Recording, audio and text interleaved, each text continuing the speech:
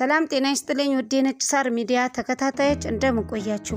ዛሬ እጣ ፈንታ ነው ይዤላችሁ የመጣሁኝ። እስከ መጨረሻው አብራችሁን ቆዩ።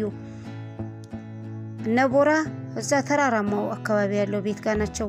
እዚያው አካባቢ ያለው ጫካ ውስጥ እየተጓዙ ሳለ ሩዝ ጋር ቱቼን እንጨት አስይዟት ነበርና ሩዝ ጋር ይህን ተቀበለኝ ይቅርታ ብሎ ተቀበላት። እቼ ባጨረኝ እኮ እያለች ሳለ ሩዝ ጋርም እስኪ ሌው ብሎ ተጠጋት። ተው ብላ ከለከለችው። ቦራም ቱቼ ምን እየሰራሽ ነው? እቼን እያየሁኝ ነው። ራሳችንን መጠበቅ አለብን እኮ አለችው። ሩዝ ጋርም እሺ ወደ ኋላ መመለስ እንችላለን አለ። ቱቼም አላርጅ አለብኝ። ለምንድን ነው እዚህ የመጣ ነው? አዳ ነይ ልንሄድ ነው ብሎ ቦራ ይጠራትና ሲላት አሁን በዚህ እንጉዳይ ምግብ እናዘጋጃለን። ቱቼም እንሂድ ብላ ስታስቸግር ምን እናድርግ እዚህ ቱቼን ጥለናት እንሂድ ቦራ ሲል ቱቼ ትታቸው ሄደች። ወስጋርም ቱቼ እንዳትወድቂ ብሎ ተከተላት። አሁን ሴቶቹ ኪችን ገብተዋል። ቱቼም አዳን ያልሽኝም በመስማቴ አሁን ያለሁበት ሁኔታ ተመልከች። ቱቼ ሁሉም ያንቺ እቅድ ነው እኮ አትጨነቂ። አቶ ቦራ ላንቺ ያለው ትኩረት እንደጨመረ መመልከት ችያለሁ። ቱቼም ቦራ ከሷ ይልቅ ትኩረቱ እንጉዳዩ ላይ እንደነበረ ነገረቻት። አዳም አንቺም እንደሱ ነሽ። እንዴት ከሩዝ ጋር አጠገብ ሆነሽ ይቅረብሽ? ቱቼም አዳ ልክ እንደሆነችና ሩዝ ጋር መጥቶ ነገሩን እንዳበላሸው ስትናገር አዳም አዎ ለምን መጣ? ለምን ተለያይታችሁ የለ? ለምን መጣ? ቱቼም እንደተለያዩ ነገረቻት። ቦራ እንጨት ይፈልጣል። ባህሪንና ሁኔታን ሳየው ልዩ ሰው መሆንን አላውቅም ነበር። የፎቶ ፕሮግራም ከዚህ ስራ ጋር ያስፈልጋል። ከዚያ ታዋቂ ትሆን ነበር። ብታምንም ባታምንም አሁን ላይ ታዋቂ መሆን አልፈልግም አለው ቦራ። ሩዝ ጋርም ይቅርታ ፊት ለፊት ስለተናገርኩ፣ ግን አንተ ቱርክ ውስጥ አሉ የሚባሉ ሀብታሞች ናቸው ቤተሰቦች። ሁሉም ሰው ያውቃል። እንዲህ ያለ ጨዋታ እንዲህ ያለ ቦታ መሮር ከፈለክ ማይከለክልሃል ቦራ። ምክንያቱም ያ የወደፊት ኑሮዬ ነው፣ ብቻዬን አይደለም። ሩዝ ጋርም እሺ ከምትወዳት ሴት ጋር ነው የምትኖረው። ችግሩ ይህ ነው ሩዝ ጋር በፍቅር አላምንም። ልክ እንዲህ ያሉ እየተጫወቱ ሩዝ ጋርም ስለ ቱቼና ስለ ራሱ ግንኙነት ነገረው።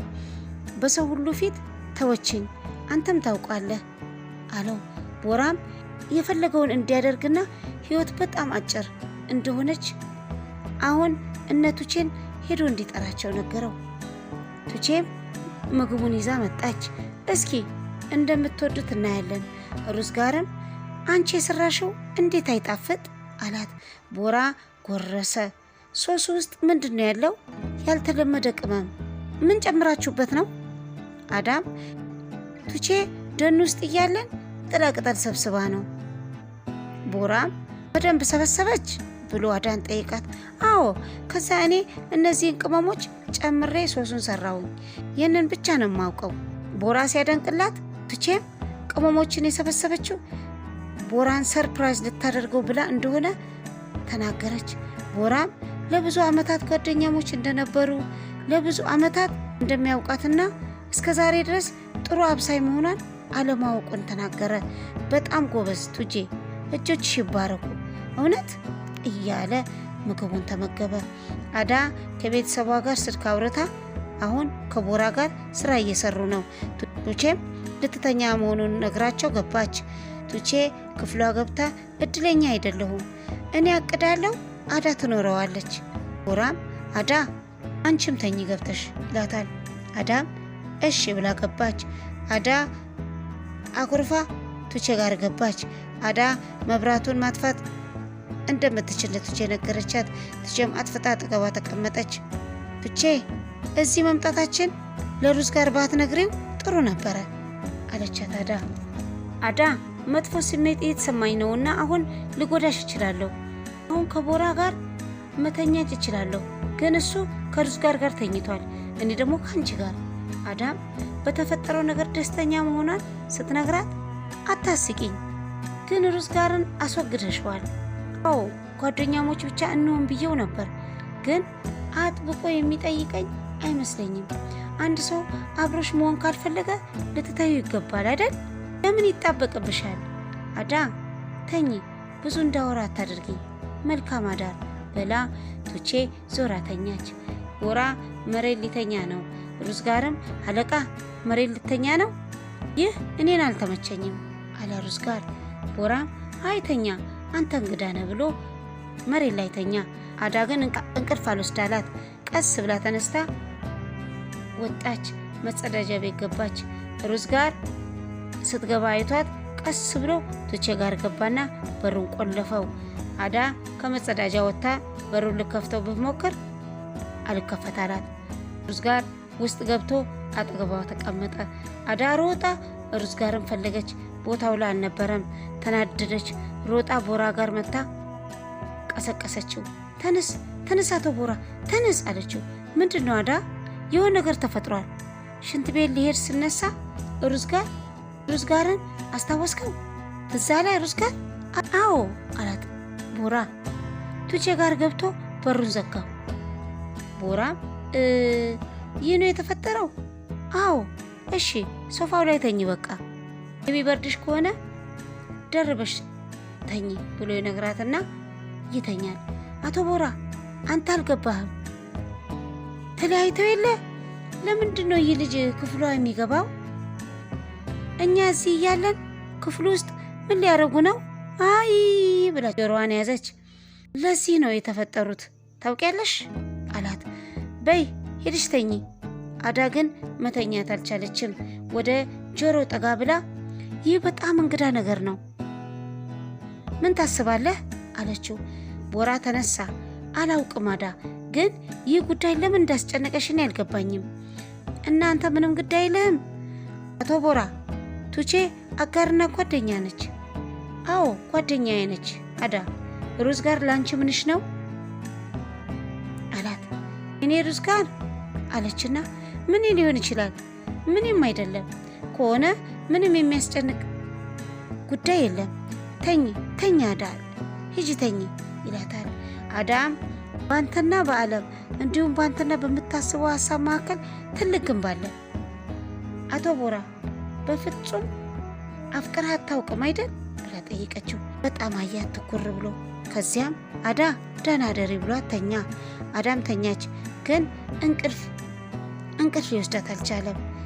እየዞረች የነቱቼን ክፍል በሩን ታያለች። ተነስታ ከዛ ወደ ውጭ ወጣች። እናቴ ይቅርታ፣ የገባሁልሽን ቃል አፍርሻለሁ። ደስተኛ መሆን አልቻልኩም፣ ደስተኛም መቼም አልሆንም። የዚህኔ እሷ እያለቀሰች ከእናቷ ጋር ስታወራ ቦራ ወጥቶ አያት። እየተጠራጠረ ይመስላል። ከዚያም ደህና መሆኗን ሳይ ወደ ውስጥ ገባ። እንቅልፍ አልወሰደውም፣ ግን ተኝቷል። አሁን ቦራ ተኝቷል አሉ። አዳ ተመልሳ መጣች። ከዚያም ተኛች። አሁን ሁሉም እንቅልፍ ወስዷቸዋል። ከዚያ ሌሊት ላይ አዳ ተንከባላ ወደ መሬት ወደቀች። ከዚያም ቦራን አቅፋው አደረች። ቀኑ ልክ ሲነጋ ቦራ ቀድሞ ነቃ። ከዚያም ታቅፏል ቦራ። እፍ አዳ አለ። አዳ ግን አሰማውም ነበር። ቀስ ብሎ እጁን አስለቀቀ።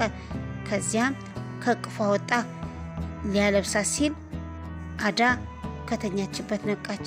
ከዚያም ደህና አደርክ? ማታ ትንሽ ወድቄ ነው አለች። አዎ አዳ፣ እንደዚያ ነው የተፈጠረው። ሄጄ ለራሴ ቡና ላፍላ ብሎ ተነስቶ ሄደ።